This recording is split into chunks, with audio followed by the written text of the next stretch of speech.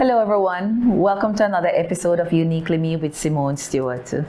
Guys, it's a platform where our women come and they share their stories of trauma and struggles, but of course of triumph.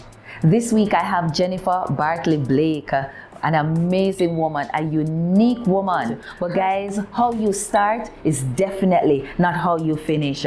We are going to hear her amazing story. So like I always say to you, go get your juice, get your popcorn, get some soup because it's Saturday night and come back. Of course, go tell somebody that Uniquely Me is happening and Jennifer is on the set tonight. So guys, get ready. It's gonna get hot in here.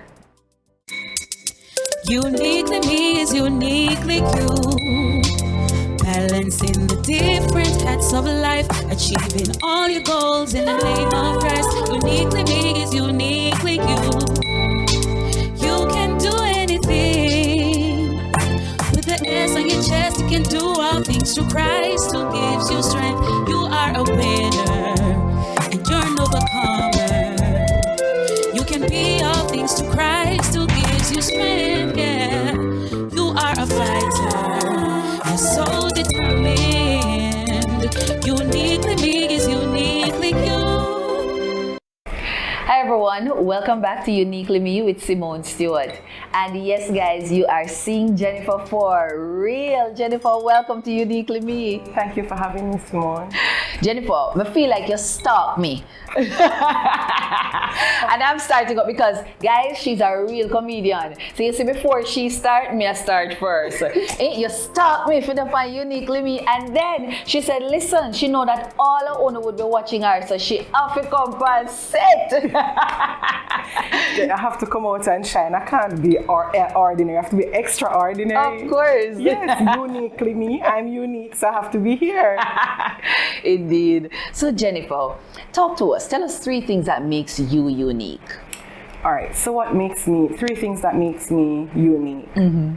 I am strong, mm-hmm. powerful, mm-hmm. I am persistent. Mm-hmm. That's 3. I can go on, you want me to go on? No, stop at 3. I am bubbly. Yes, you're bubbly. And yes, guys, she's very bubbly. You see this, it start already, don't? Why are you talking? Well, to me, I frankly don't care because as I said to you, the truth, mm-hmm.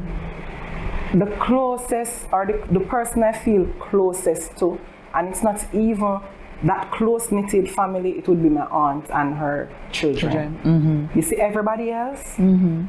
me not care about them. Yeah, wow. Because as I said to you, because of what? And they're not seeing what is happening in the family, and so because of that, there's no change. Yeah. If my cousin called me, if I tell her that I'm a Christian, mm-hmm. right? Mm-hmm. And if you call me, you try to mm-hmm. tone down your words, what you use. But when you call, you depend the whole vulgarity and all of that. Mm-hmm. I can't deal with you. Like, don't talk to me, bro. Well, it sounds to me like maybe there's some reconciliation that will need to take place, but this is not. We're going to move on from mm-hmm. there. But the reality is, and I thank you for speaking so frankly, mm-hmm. because one of the things I'm discovering, Jennifer, is that there's so many messed up things in our lives, mm-hmm.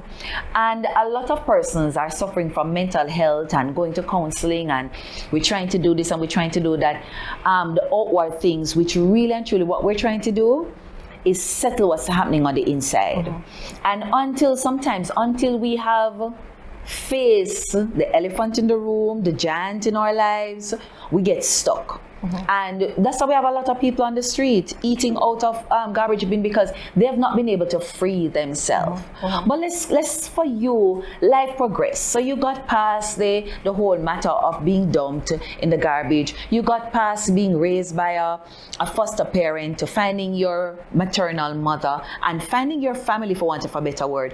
But life got difficult as you progress. And so you, between the janitor, the bartending, I don't know how did that all come about, and education, where did education fall in there with all of what was going on? All right, so as I said to you about my foster mother, yeah, I learned to forgive my foster mother mm-hmm. and loved her when I realized what she saved me from. Yeah, because I realized I was saved. Yeah, she wasn't the best. None of us are. We don't get a we don't get a download to say this is how to be a mother. And the truth is, she has never buried a child before, and so you know that's a whole different ball game. Yeah. She had hurt me in so many ways, and I used to say that I hate my foster mother, but she gave me two things, which is why I'm here today, and that is why you have to use the too good to outweigh all the bad that she did. She gave me an education, and she gave me God. Yes. Remember, I said to you, it was church for me, church, school, and home. And this woman beat me for the bookwork. Like, she not asked me if I have to do the bookwork, you know, she had tell me. And so she instilled that in me, and she said to me, education is the key. Yeah. Education is the way out of poverty. She wasn't poor, but then she's an educator, so you know, it's only natural. You have to come to something good in her life. Right. And she instilled that in me from an early age. And even though it did not manifest when she wanted it. Yes. When she wanted it. Yes. But it eventually manifested, because that is what she taught me then. That is what led me to say, listen, because after being out there, when as I said to you, at age 16 I had my first child. It was okay for me, right? At age 18, the second one. At age 20, the third one, and even up to the third one, I was still, it was like nothing to me. And you know something, Simone, you know what, I learned to understand. Sometimes you see persons and you'd see them live in a particular way, and you don't understand as to why they do things. But you see, when you're in an environment, when you're in an environment, it actually plays on how the person that you are. And so because I was in an environment in the ghetto at the time where everybody, you're just having children and they're doing what they want to do, it was the norm. Nobody's saying to you, you need to go to schools. And if I could backtrack, when I went to meet my biological, my mother's side of family, that I was at age 14. I was at age 14, and when my so-called father left me there, I wasn't going to school. And nobody said, okay, she's here, school. It was okay. In fact, them give me boyfriend, Simone. Lord Jesus. Them give me boyfriend, and then they sent me to work at Port Endison at a guest house. I was working at a guest house then. I was 14. I was supposed to be at school. Again, my foster mother saved me then, because she was the one who, because I had a foster sister, and she went to me and said, Mom, I'm not seeing Marie not at school. And so she called the child service personnel, and she said that Marie's not at school, and that is how she called. They called my father. And that's how he came back for me, because he can't go leave me there. He left me there, and a whole bunch of stuff happened to me. I can share that story with you if you want me to. Feel free. But yes, so at age 14, when first they gave me a boyfriend, and when they, remembering I wasn't exposed because I was grown up sheltered. Right. Even though at my foster mother's house, I went through a whole series of abuse, sexual abuse, but she didn't know. And persons would ask, why did you not speak out? When you know the type of mother that you have, and persons who are going through the whole shame, knowing who you have to deal with, you don't willingly speak out like that, and persons don't understand. But even then, at that point, I didn't know that something was wrong was happening to me. Right? And it would be, but I was sad, because at age 9, not knowing that she's not my biological mother, I ran away from home. Why did I run away from home at age 9? But nobody looked into that to see something is going on here. All I could hear back then, Simone, my out of order, my feisty, my ugly, all sorts of stuff. That's all I could hear. That's all I could hear. Nobody knew what was going on. So who do you talk to when everybody has nothing good to say about you? As I fast forward to at age 14, as I said to you, they gave me a boyfriend. And when this man tried to have his way with me and I ran away, it was a laugh in the town that my run will lift my underwear. The man let me run will lift my underwear. Now me a 14-year-old and you put me out to man. And it was a laugh. It never stopped there. Them carry me go one a fishing village. That was the first time I was held by gunpoint. And the man giving me fish, and when him give me the fish, the person that bring me there just take the fish. Come in, I have nothing to do with fish. I pick the way I do with fish. But I was being used. right? So when the man decides to have him way with me again, Right. I'm gonna run because I'm not exposed to sex. Right. Me I go run, even though I did outside, I probably just said dugu dugu or whatever. I was Right. not exposed to sex like that. Right. And so I started running. You understand? By this time, somebody who claimed that there was my cousin, they came in, you know, trying to save me, telling the man, no man, and whatever. And he saw it as nothing. He went back in the village where I live. Right. Have me as a laughing stock, saying that me blood up the man better than the man me run left my drawers. Oh Jesus! So you see the mindset. Yes. So me I said these persons, and they didn't understand how they were hurting me. Yes. And it continued where my uncle, all of them, and nobody saw anything wrong with it. Yeah. Nobody saw anything wrong. Right.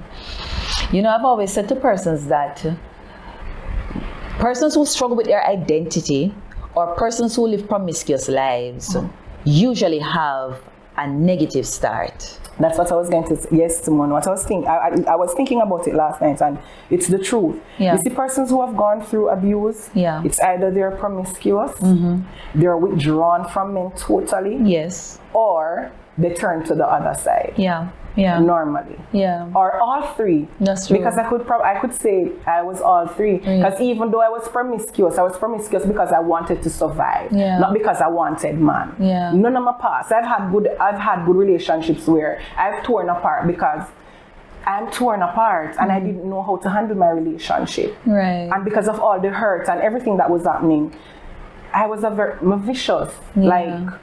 And because, remember now, after being abused, being beaten by different men and all of that, after a while I started fighting back. And I started fighting the wrong persons. Wow.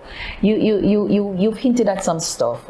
What in life made you seemingly become promiscuous and ended up in abusive relationships? What is it that changed? Is it the fact that you started having children early and needed to provide for them? Or what was it? It was art. So it was me having children early, trying to provide for them, and also searching for love. Yeah. No, I've never had a fatherly love. Yeah. And understand what I mean when I say never had a fatherly love. My foster mother, she's married, yes? And her husband, he provided for us the best way he knew how. But I'm now thinking, and now I understand, you know, so I've learned, as I said, after you grow older, you get to understand these things. He never had that bond with me. And I wasn't easy to deal with. I did road bad because I was rebelling, but they did not understand. And so the mother said, me want bad pick me. So he did not have that bond with me. Right. I can't remember, Simone, I've ever had a hug from that man.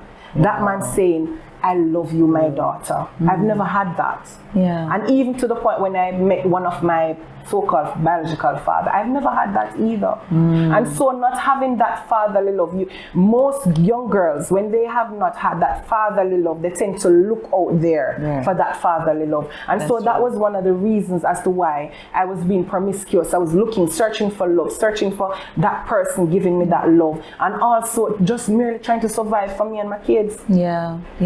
So it was a little of both. Right. So you ended up in, is it bar that came first or janitor that come first? Which one came first? All right, so the first job, as I said to you, I started working at age 14, but then that stopped. And when I was at age 18, my first job, I was a janitor. And I would leave from being a janitor to being a bartender. And I remember I was in a bar one of the time I was working. And before I was a janitor, before I was a bartender, I think I went into security. I went into security. I was a security officer, and then I left to the West. And I was in a bar working, and a gentleman came, and he said to me, "Is this your bar?" And I said to him, "No," because I always love speaking spokey and go like my proper. But that was instilled in me, because the truth is, I mix it. Like, you'll hear me speaking all proper, but then I know how to just chop it, you know what I mean? So I was there and I was being all formal. I don't know who formal in a bar, but me did formal in the bar. And this man came and he was like, "Is this your bar?" And I was like, "No, it's not my bar." And he said to me, "What are you doing here?" And said, "I thought that this was your bar." He said that you're way better than this. Wow. That was the first, not the first person, because when I was at church, there was my mentor. She's my mentor until today's date.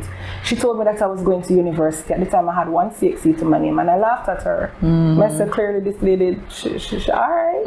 Because because my self-esteem was so broken down to the ground, and because of what person said about me that I would amount to nothing good in life, I was ugly and all of these things, I thought I was nobody. So even to that point when she was telling me that, I couldn't, you see I speak now and I sound like I'm bright, not true. Girl, back then, if somebody's talking to me and if them once out and them sound too formal, I turn idiot. I can't put myself out there, I can't answer the question, but I start stuttering, start sounding like a fool because my self-esteem was to the ground. So when she told me that I was going to university, I brushed that off like, what should I talk about? Let's give up 60, what should I talk about? But then this man, he said to me, you're way better than this. And that did something to me. And that's when I got up and I said, I'm going to go. I'm going to go and get some more subjects. I didn't tell you that I was homeless at one point, right? Because when I went through all the abuse and I ran away from the so-called father's home, and can I tell you, Simone, and they don't understand these things, nobody came and looked for me. Nobody came and looked for me. And I was homeless to where I ended up at a man's house. And when I ended up at the man's house, I have to start having sex now. And I remember, like, this man every day, every night, every second, because you get a newbie, newbie nice. And so this man had his way with me. I was so depressed, I was so broken. I remember one night, Simone, and I was at 16 at the time. I put the pot on the fire with some oil. And I was there crying because he was there sleeping. And I was there crying and I said, I'm going to kill him today. I'm going to kill him tonight. And I remember the pot was there. The oil was boiling. Because I said, I wait for the oil boil. I want it back. I'm going to throw it in his ears. And he's God allowed that man to wake up. And when he woke up, he looked at me and he said, Jennifer, where you do? Are you get fry? I said, no. I said, you may go kill tonight. The man was so frightened. That man, you see if him see me now, I'm running up.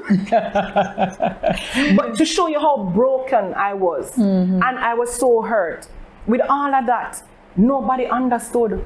You know what I'm hearing, Jennifer? I hear, and persons listening may say, you made choices and did your actions, yet you wanted persons to follow after you, to seek after you, to come look for you.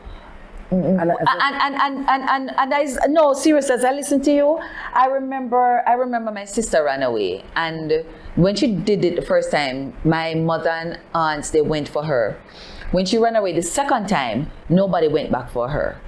And as I listened to you, and you said, nobody came to look for you, which, looking now, you are saying to yourself, maybe if they came, it would have helped to save you a lot of the abuse. But in their minds, they're thinking you made choices. What is it? Help us to understand the mind of somebody who makes deliberate moves, a child, a teenager that runs away, that decides to lock down, that decides to take a particular way in life. Help us to understand and what you want your loved ones to have done. The difference is, Simone, when you have a family that loves and cares for you, that is what makes the difference. But people will say, if your family love and care for you, you're not going to run away. They did not love and care for me. That's what I'm saying. I was going through a string of abuse, and that is why I ran away. As opposed to your sister, where probably she was loved and sheltered, but she chose that path. That's a whole different thing. I wasn't being loved. I was called all sorts of names. I look like a horse, I look like a donkey. You know what happened? The other day, some months ago, I went to my so-called father's home. And I say so-called, and I don't mean anything bad, because I don't know if this man is my father. And money does not buy love. That's not being a father. And I remember his mother was saying to me, it would be my grandmother. And she said to me, you don't even come and look for me. You never ever come look for me. If your auntie them not come, you not come here. You remember when them in a murder you and me have to save you? And when she said that, like, a tear was going to drop, and I said, like, no, suck that up. And I smiled and I said, yeah, I remember. She said, you remember me take you and carry you? Like, she took me out of the yard and took me elsewhere. So it's not like I was loved. In the mornings, I would have to get up when I had 2 other cousins in the yard. And I would have to get up every Saturday morning to wash the concrete. And it wasn't a small house. Yeah. It wasn't a small yard. Yeah, yeah. No, as a child, me, in my foster mother's home, I had a helper. But Okay. too bad things weren't so bad. Right. I had a helper there. And for me to be getting up every Saturday morning to be doing the housework before I can get something to eat, while my other two cousins sit and they watch the TV and they get their breakfast handed to them. I'm a child. How does that make me feel? So here's a quick question in between. Couldn't you have at that point go back to your foster mother? No, because my foster mother would take me at the snap of a finger, because I did try. When everything was happening, I told her I wanted to come home. But my foster father, he said, no, I'm ungrateful. Yeah. Were you ungrateful? No, I was just a child. Yeah. I was just a child. Yeah. Remember, you just say run away from good. Yes. And if I was grown up, as I said to you, sheltered and being at when I met my father's side of family, that's where I get to wear jean shorts and my ears was pierced and my hair was processed. I'm a child. What am I going to choose? I get pocket money on weekends to go and buy what I want. Which child is going to run away from that? Yeah, yeah. In the surface, it looks all blooming and nice. I'm going to choose that. It's only natural. Yeah. So let us fast forward. You came to your senses, as they would say, with the prodigal son, and he said how much more I could be achieving. And so you set out on a goal to achieve your, is it bachelor's? Yes. You set out on a goal to achieve your bachelor's.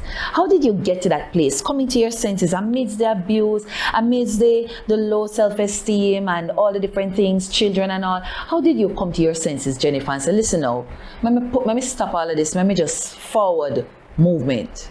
You know, the truth is, Simone, it doesn't happen all at once, but as I said to you, when certain values were instilled from a tender age, it makes a difference. I know that for sure. And that is what saved some of us young women. When you see we bounce back, it's what was instilled from a tender age. Because if nothing was instilled, then you have nothing to bounce back to. And that is why you'd see some persons, they're set in their ways and you're like, how them can't, you know. Even persons who are educated, their behavior is like they have no values. You see them behave a particular way. It's because nothing was instilled then. But as I said to you, with my foster mother, she instilled education. Education was a must. And so that fundamental was there. And I wanted to go in the police force first and foremost because I did want to kill all the persons that were sexually abused me. I really wanted to kill them. And I was not just sexually abused by men alone, even women. My God. Even women.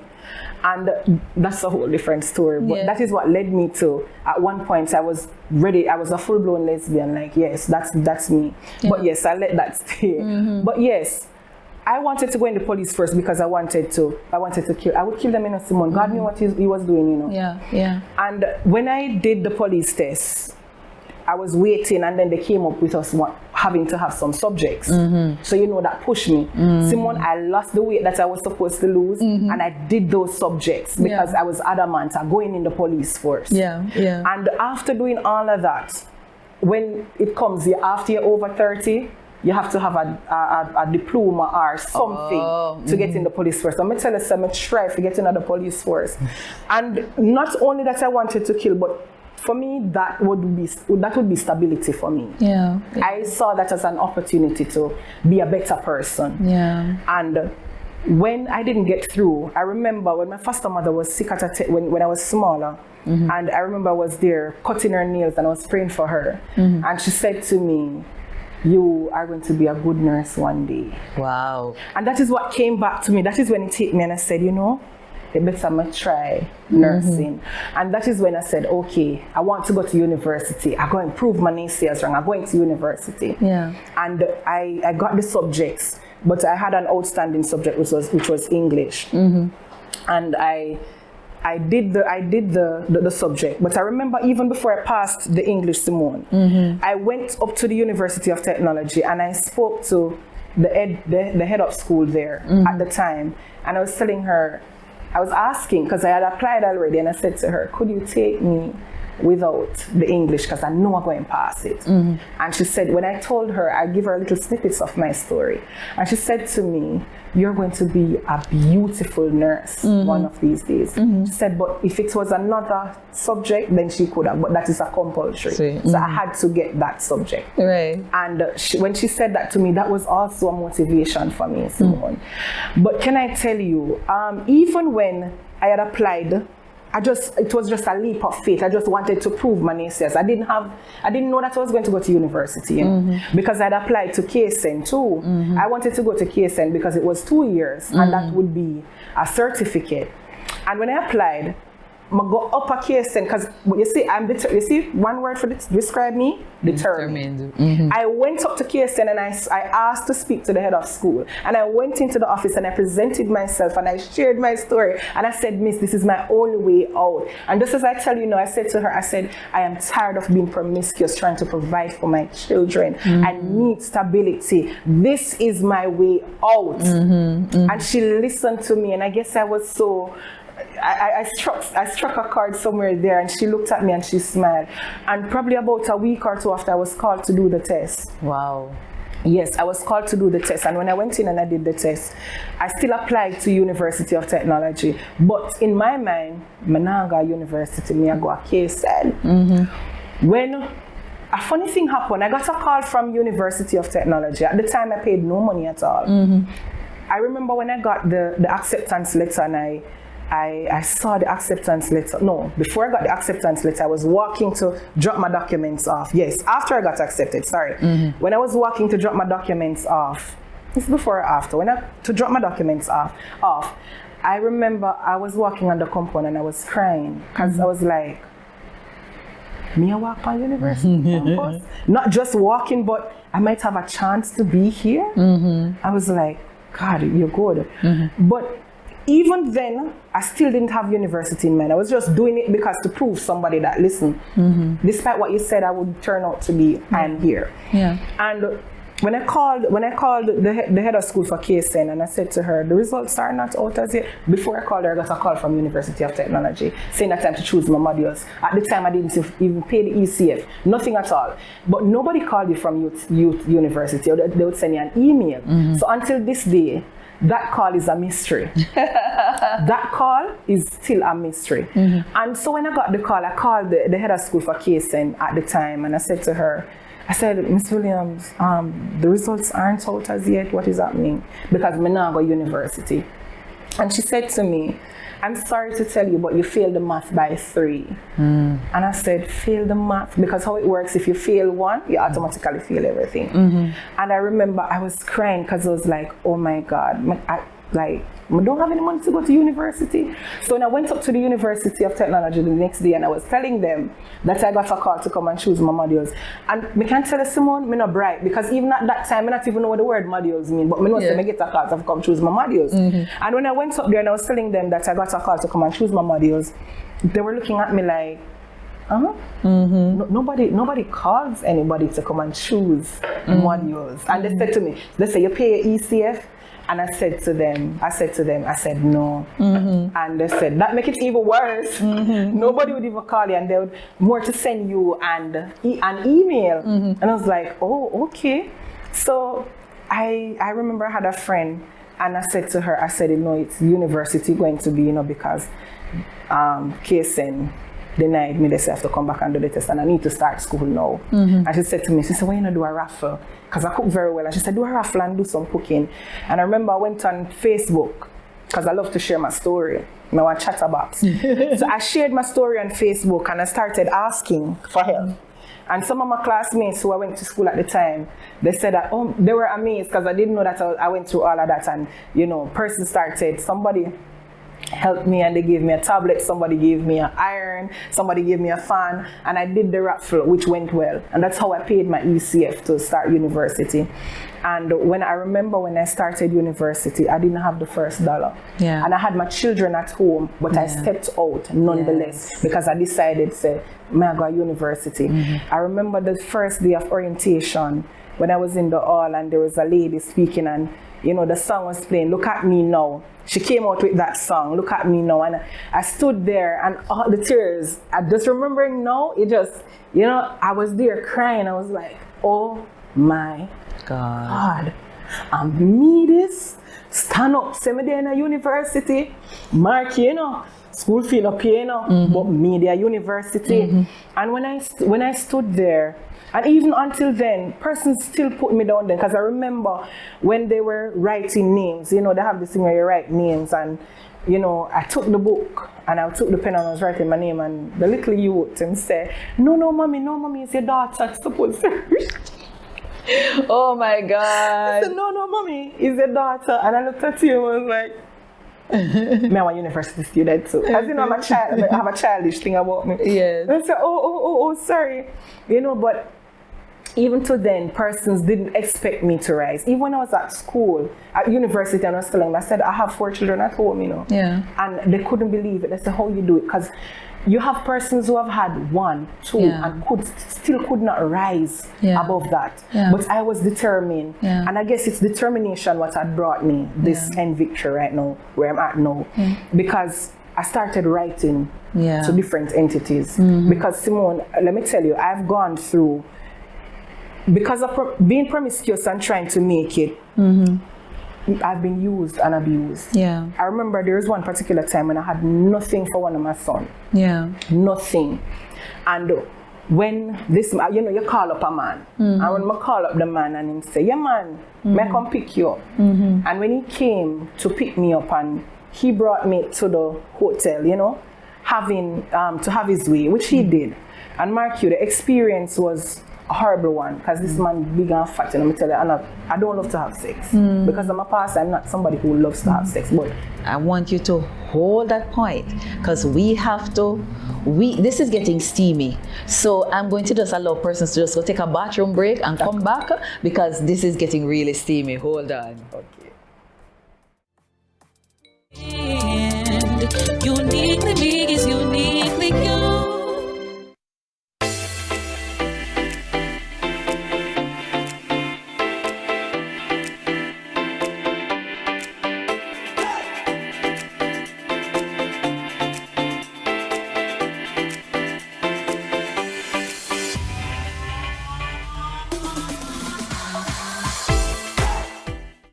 Okay guys, I hope you got some refreshing juice or a quick bathroom break. So we were just at the point where, Jennifer, you're telling us about this big fat man. Yes. Right, and the sex never good.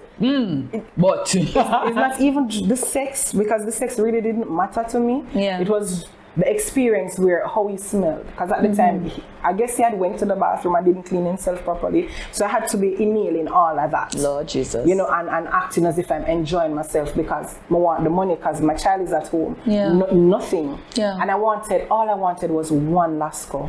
Wow. That's all I wanted, one lasco. Yeah. And when the man finished having his way with me, and we were finished, he's taking me back into Spanish Town at the time. And I said to him, give me the money.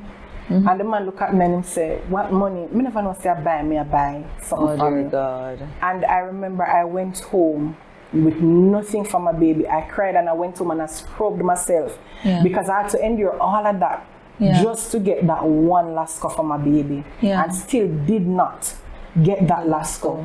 So those were points in my life that decided, so listen, I can't manage the way here. Yeah. At that time, I was brawling and I used to say like, I can't manage it.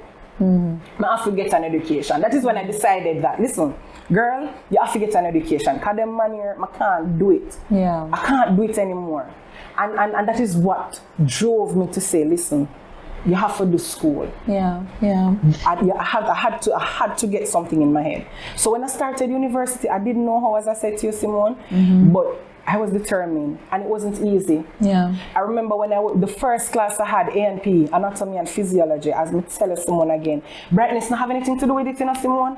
You don't have to bright, forget what you want. That's true. You just have to be determined. That's true. You just have to be determined. I remember when I sat in the class, and I sat there for the hour, and the man spoke, and I understood nothing that the man said. And I said, but university and my one, no sir. And at the time he gave us some drawings to do where you have to draw the muscles. Yeah. No, I can't draw to save my life. And after getting somebody to draw my work, when me look for the assignment, no assignment, I started crying. Coming out of the ball in a Simone. Me express myself, me no business. And I remember I was crying and nose not and everything running and persons have been, Miss, what happened to you? And I said, I can't manage university. I tell them I say university enough for me. I do my assignment and it gone. I not even have school fee. I remember I was crying. School fee no pay. Late payment is coming up and I was crying. But then God stepped in because God had intentions for me, you know, Simone. Yeah. You see when God have intentions for you?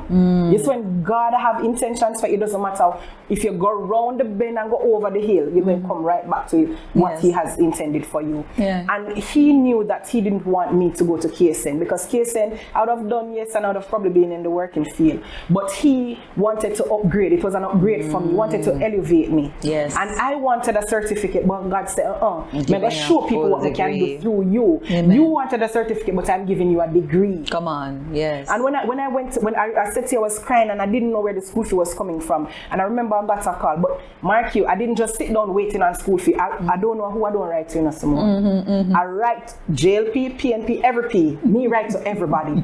Yes? And I remember, because I was living in Spanish Town at the time, I wrote to Christopher Tufton. At the time, he had just gotten the constituency. And I had written to him, if you know, I'm just showing you how divine favor is upon my life. I don't know if you know how this works, but when you write to an MP, right, they would give you like a grant of like 40,000 or 30,000, but you're not getting over that.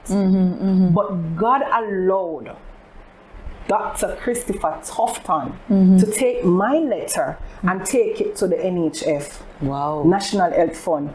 When I was crying, shortly after I was crying, I got the call. Calling from the NHF, your scholarship has been approved. Scholarship. So I was walking up to one of my friends. I was like, I said to her, "See me, move."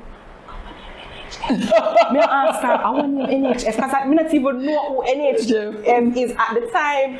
And you know, we Google up and she said, National Health. Mr. Oh, and then I started putting 2 and 2 together and said, oh, it must be Christopher Tufton because I didn't write to them, but that was the divine favor upon my life. You got a scholarship for the time of school. Let me tell you what happened. When I spoke to the man, God assigned an angel. That man was another angel because I was going to write and ask for the tuition for that academic year. And he walked me through and told me what to do. And when he helped me, when I was finished, I got $1 million. Wow. $1 million. And that could suffice me for the 2 years and gave me boarding. And I board in tavern. So we have to wrap it up. But Jennifer, all together, after what seems like a bad start, God brought you through, paid your school fee, and you are now a graduate of UTech. In which field? My bachelor's in midwifery. In midwifery. And where are you working now, my darling? You say we're wrapping up, but I'm just showing you how God is quick and fast. So when I graduated 2020, might I add, and because of the whole COVID, our exams for the license were pushed back. Yeah. And when I did it the first time, I failed. And I was like, God, but you know, when I started university, I spoke over my life. I said, God, I'm doing 4 years, you know, because I know I don't have any money. But because of time, I can't tell you how that story went. But I did the 4 years. Yeah. As I've spoken over my life, and I said 4 years. Yeah. I did the 4 years. But when I did the first license exam, I failed. I went again and I did it because I did it the October 2021. No, the April 2021. I failed, and I did it October 2021 again.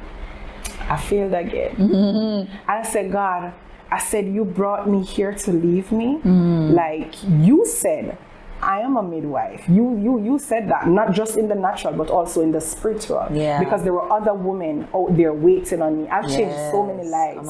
Even doing my practicum, changed so many lives. There are young girls who they came in at age 16 and having their first baby, and I looked at her. I could look at her and I could say to her, I was once here. Yeah. And I said, but look at me now. Your past does not determine your future. Amen. You have to know what you want and make that step. Yes. And that is what I did. Wow. So now, are you looking for a job now?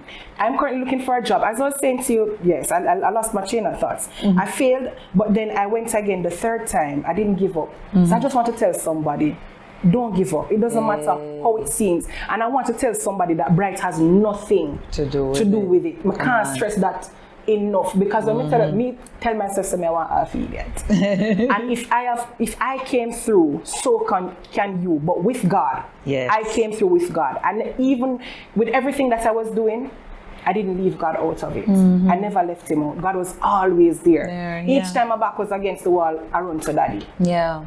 So that's so I'm now a licensed, registered midwife searching for a job. Come on. And I wanted to put that out there because, Jennifer, you don't know what God have in store, and that's why we're putting it out there. And also, when I say that this platform, it's about women sharing their struggles and trauma, but it's also sharing their triumphs and the successes that will come out of this, if you understand what I mean. I've had so many stories, so many women having come on this platform and to see how God turned things around. So I want to put it out there. Here is a licensed registered midwife searching for a job. If you'd have one, see her here, nice and bubbly. But Simone, you know what I wanted to say? Yes. I just wanted to encourage somebody. Yes. I just wanted to let them know that it doesn't matter what your past is, because I was a lesbian, I was a thief, I was a murderer. When I say murderer, many abortions. I've been there. You understand? Promiscuous. Think of, if somebody shared a story and I sit there and looking at them, I was like, I was there too. I don't know if there's a story that can be shared where I cannot relate. But I just want to encourage somebody today and to let them know that it's not where you start, but it's where you finish. And I just want to encourage somebody to trust the process. Come on. Trust the process. And what God says, he will do. And once God finds favor in you, it doesn't matter what the enemy tries. It doesn't matter what. The enemy cannot stop you.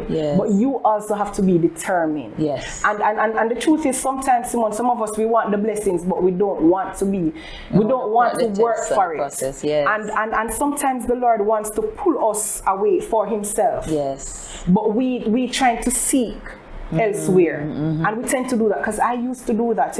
I look here, there, and everywhere, and not looking to God. Probably some of the things that I've gone through, probably it could have been avoided. But also, all things work together for good to them that love the Lord, and God has had his intention. And all of that I've gone through, Simone, it just made me stronger. It didn't break me. It didn't break me. I'm here, and it makes me stronger. And so I can tell another woman that, listen, it doesn't matter how things seems like rock bottom, and nothing good cannot come out of it. If you trust the process, and God will work on you. As I said to you, I couldn't tell you that I was an eloquent speaker. I know I sound like my bride, I sound like my semi-bride. Girl, you are sounding intelligent. But and you are. It's only God, Simone. So God can qualify the unqualified. Yes. So there's no limit as to what God can do. So let's not limit God. Let's not limit him as to what he can do. Because what he says, he will do if you just trust the process. And again, purpose cannot die. Hallelujah. Jennifer, I can't thank you enough for coming and sharing your story. I mean, you see when we settle down in it, it sounds like we could talk and talk. Half of the story has not been told. But unfortunately, we can't continue if you understand what I mean. And what we will do is a part 2 for sure. And because, when I listen, the stories are for a woman. Your story is so many other women's stories, and not just here in Jamaica, but all over the world. And that's why, even if it's just a snippet of the story, what you just did, Jennifer, is cause one woman who's been sitting down in her mess and thinking that, you know what, I'm no good, and my mess is my comfort zone. And you're allowing her, opening her eyes to say, listen, you're in a mess. It's time you get up and make something of yourself. And I thank you so much for being so authentic, like not camouflaging, not hiding, just being genuine. And so you're gonna get some backlash because people are gonna type in our comments. That's fine. But the thing is, I always look at the fact that Jesus, the story is told of the sheep that have 101 got lost. Pack up the 99 and go and search for the one. Because heaven is concerned about the one. And so help didn't come how you wanted it to come. Help did come though. Yes, it did. And here it is. But the thing is, Jennifer, you had to have a test. You had to have a story. And that's what you're sharing this afternoon. You're sharing that story so that somebody else can know that what they're going through is just a stepping stone to their story. Yeah. Thank you so much for coming and sharing. Yes. You are a blessing. And I declare, I trust God that this will be the place where you will find a job, a nice job. Ladies and gentlemen, what can I say, family? Uniquely Me with Simone Stewart, another amazing story. Listen, I never know this woman's story so much, and like she said, we not hear the half of it, and we've heard quite a lot. But what I can say is that how you start definitely is not how you're going to finish, right? And you may have, maybe for you, like Jennifer, you've been thrown in the garbage, and you have lived with low self-esteem. You've lived with the voices in your head. You have sought for love in all the places and you did not find it. You're feeling empty. But here is a woman telling you that she found fulfillment, and guess what? She never knew how she was going to finance it, but God provided a way. $1 million and more scholarship from NHF, now a registered licensed midwife with her degree, not just a certificate, her degree. Yeah. I'm saying to you, you too can do it. Why? Because Uniquely Me is uniquely you. I need you to digest that. And I need you guys to know too that if there's somebody that you know who have a story and they're looking for a platform to share it, because let me tell you, I've had persons that have said that coming on this platform has freed them. Just being able to share their story brought them freedom. This platform is open to you. Even if you're overseas, we'll do it by Zoom. Or if you're here in Jamaica, we'll make the arrangements for your story to be aired, because uniquely you is uniquely somebody else. Guys, thank you so much for the support week after week. Thank you for liking, commenting, subscribing, and definitely telling somebody about Uniquely Me. And again, if you're out there and you're looking for a midwife to join your team, Jennifer Bartley Blake is here. Guys, thank you so much. It's always such a pleasure. Love you. Take care. See you next week. And Uniquely Me is uniquely you.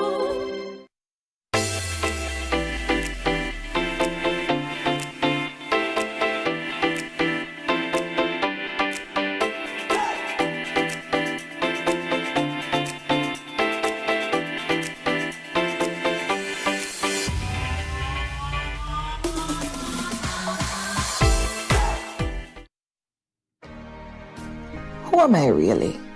Choices, choices, choices. In pursuit of a career? OMG, I'm a wife. Help, I am a mother. Oh, I'm in church. When do I get to be a woman that God called me to be? Uniquely Me covers the acrobatic endeavors of every woman to balance the responsibilities of being a mother, a wife, a professional, a church leader, a friend, yet still maintain her identity. I too am a mother, a wife, a trained minister of religion, a banker, an entrepreneur trying to balance the many hats that signifies my role. My book will help motivate and empower every woman who is really unique in her own way. Grab your copy today on Amazon, because Uniquely Me is uniquely you. Thank you for tuning in to Uniquely Me with Simone Stewart. Remember, Uniquely Me is uniquely you.